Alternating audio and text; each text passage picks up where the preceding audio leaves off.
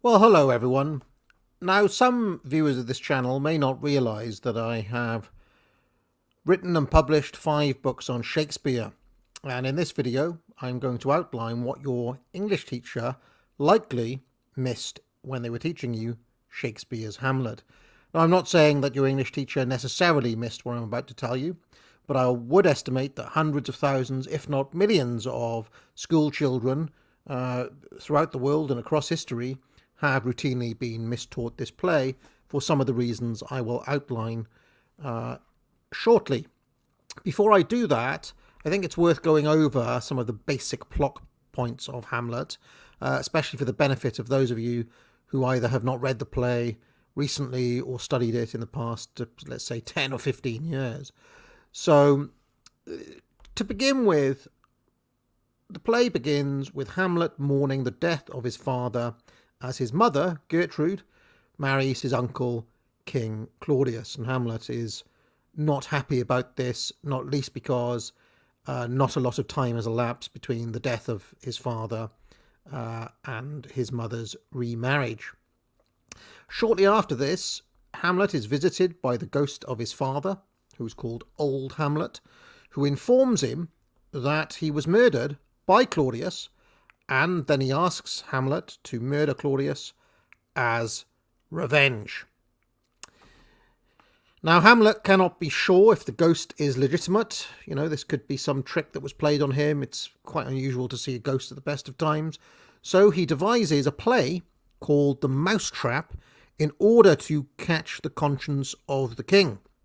And his basic idea is to depict the murder of Hamlet on stage with somebody else, i.e. Claudius, pouring poison into the ear of the king, and then he's going to study how Claudius reacts and then use that to establish whether he thinks the king is guilty or not. So then when the mousetrap is actually put on, King Claudius stands up and leaves during it, and Hamlet takes this as proof of his guilt, and at this point he resolves to kill the king, although he does take quite a while about doing this, another 3 or 4 acts. Later, Claudius's guilt is confirmed to the audience when Claudius confesses during a prayer. And Hamlet, at this point, at this moment, has the chance to kill Claudius, but for whatever reason does not. He actually provides a reason himself. He says, well, if I kill him now, Claudius will get to go to heaven, and I don't want him to have a chance at repentance. I want him to go to hell.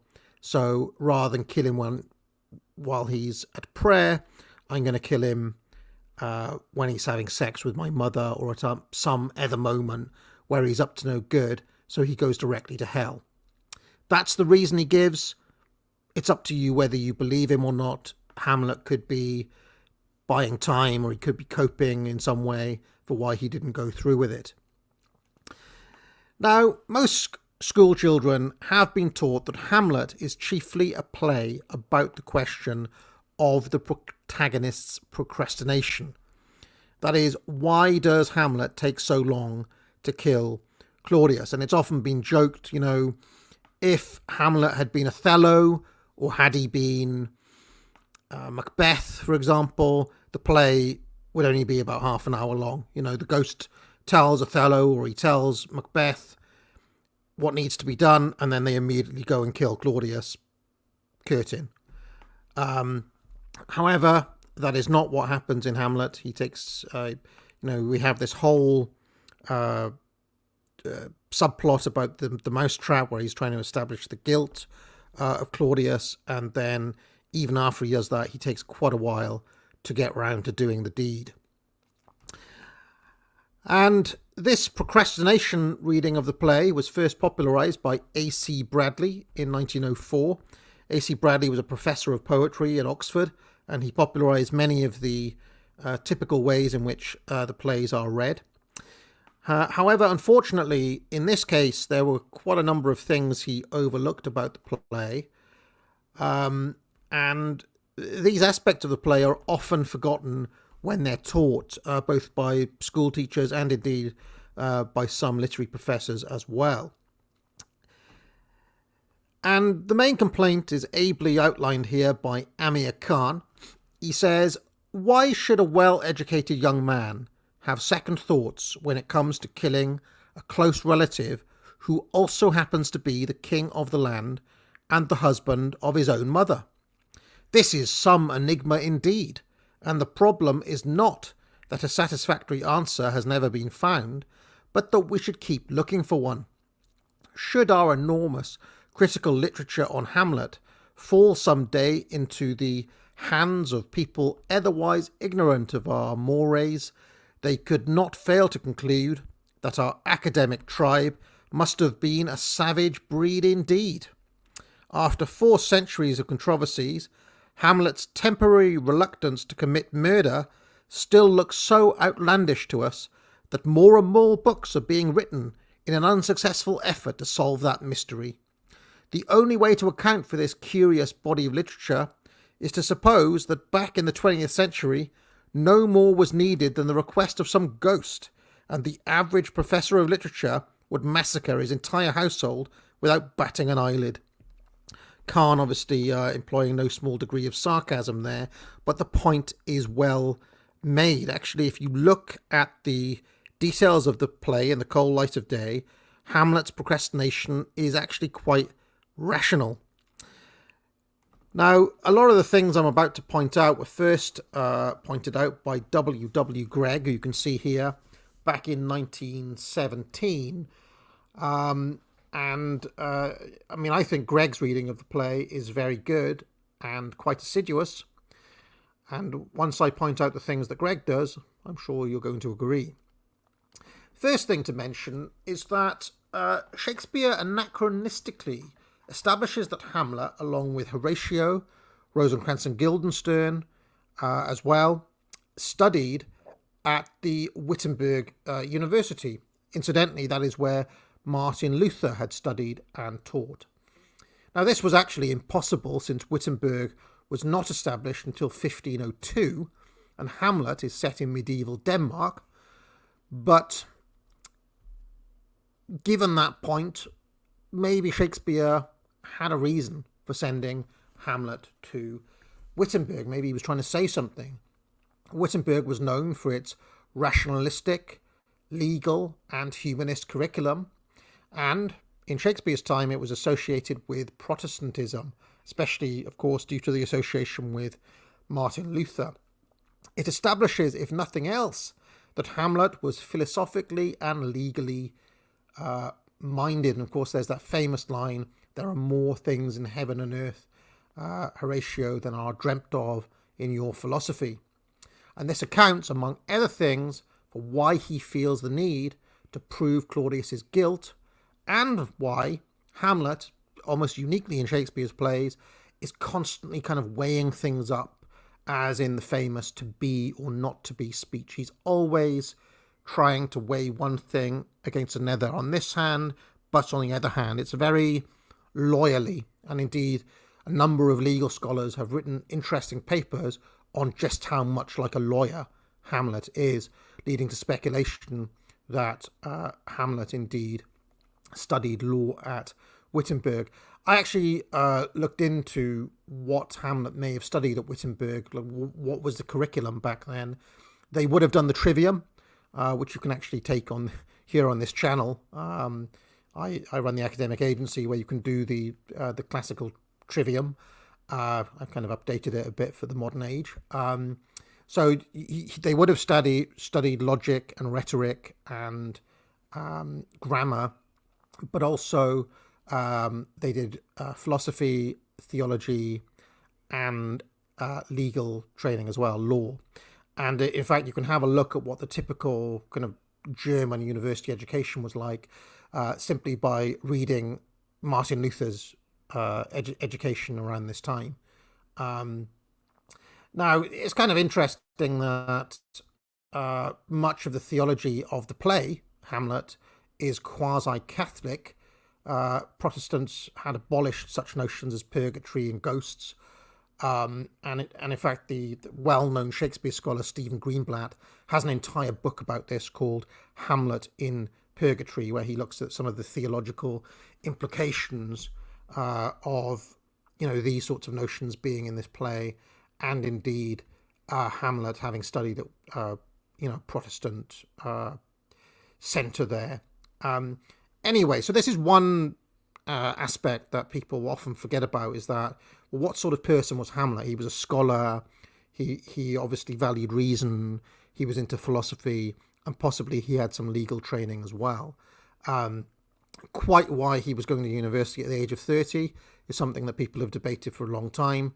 But there is some evidence that Danes in this period, there's a contemporary of Shakespeare's called Robert Greene, who has a little passage where he suggests that Danes studied until the age of 40. So maybe it was some strange notion they had in London that Danish people stayed at university for ages.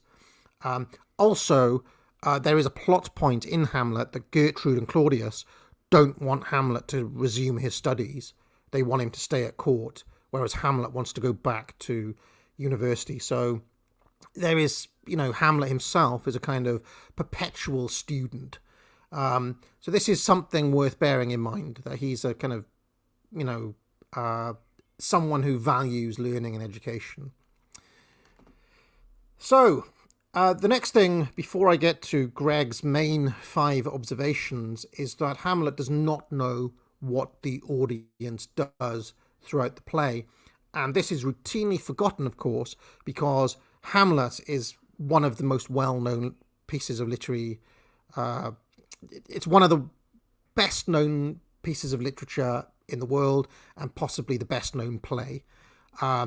Therefore, there's almost no such thing as a Shakespeare spoiler. Certainly, there's no such thing as a Hamlet spoiler. So people write about this play and they talk about this play as if everybody knows what the details are. But of course, Hamlet himself doesn't know what's going to happen in Hamlet. And this is easily forgotten because the play is so familiar to us. All right, so let us get on to the 5 things that Greg points out. First is that Claudius, during the mousetrap, there's a part of the play which is a dumb show. Before the actual play takes place, they perform a dumb show. And this is where the pouring of the poison in the king's ear happens. And this is known as the argument. And it is implied by Ophelia asking Claudius, have you seen the argument? To Claudius, that he hasn't actually seen it. Like, he didn't take notice of what was going on. If he had seen it, he doesn't react in the slightest. He doesn't respond. There's no stage direction. And this fact is not only overlooked by Hamlet, but also by audiences and readers of the play. A lot of people imagine that this is the moment where the poison is poured in the ear that Claudius stands up. It's actually not the moment that Claudius stands up, and this is pretty significant. The second thing that Greg notes, and there you can see this depiction of the poison in the ear, and Claudius saying, like, I'm not looking at that. But that doesn't actually happen in the play. It only happens in your imagination. Claudius does not rise from his seat because he recognizes his murder of his brother being depicted. He rises because he sees the depiction of regicide at the hands of a nephew. Now, depicting regicide was a big, especially before the king, was a big no-no at that time. And Claudius reacted as any king would have done watching regicide take place on the stage. Indeed, in Shakespeare's own time, they wouldn't even put on... So Shakespeare has a play in which called Richard II, where Richard II abdicates. And we know that in public performances, they would not stage the abdication. That was considered too controversial to show. They did do it in private performances. So obviously this would have been a public performance because Claudius is the king, therefore it has to be public. And there's no way he would have stayed for that moment. So he only rises then. He doesn't rise when the poison is poured into the ear. Therefore, Hamlet cannot conclude anything concrete from the mousetrap, because it is perfectly possible, one, that the ghost has lied, because Claudius doesn't react to the poison being poured down the ear. And, as I said, he responds to the regicide. And despite that, Claudius standing up seems to convince Hamlet completely that the king is guilty. Hamlet says, "I'll take the ghost's word for £1,000. And then we, the audience and the readers of the play, are carried along by the strength of Hamlet's conviction, although we do not see the tale as being definitive as he does." So Hamlet is convinced at that moment, and therefore we are convinced. But actually, if we were really looking at the evidence, it's still pretty flimsy, really. If you were looking at it objectively, it's not much of a tell. Fourth, it is often forgotten that Hamlet does not hear Claudius's confession in Act 3, Scene 3. There's this scene where Claudius confesses in prayer. And so while this is all the evidence the audience needs, Hamlet must make do with the shaky tell from the mousetrap. So this is basically Shakespeare's way of telling us, the audience, that Claudius did really do it. But Hamlet doesn't see that. Hamlet doesn't overhear anything that Claudius says. So it is... He still has to go on the fact that Claudius stands up, right? Now, just imagine for a moment this was you, okay? You are trying to establish whether your uncle killed your father. You put on a play, and he stands up at a moment when you probably would expect him to stand up under normal circumstances. Still not great evidence to go on.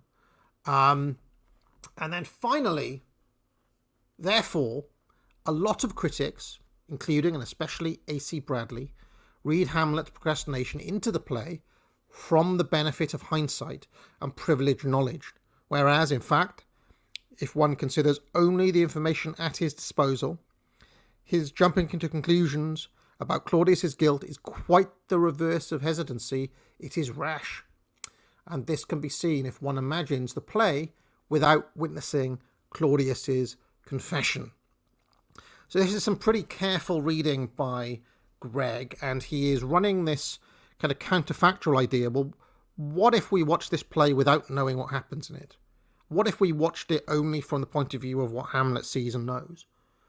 And it's a perfectly legitimate point, which is routinely forgotten when people study this play. All right, well, I hope you enjoyed this video. If you'd like to know more about my courses, I'll play an advert in a moment. But most importantly of all, friends, get out. Buy Foundations of Writing on the Academic Agency. To write clearly will help you to think clearly.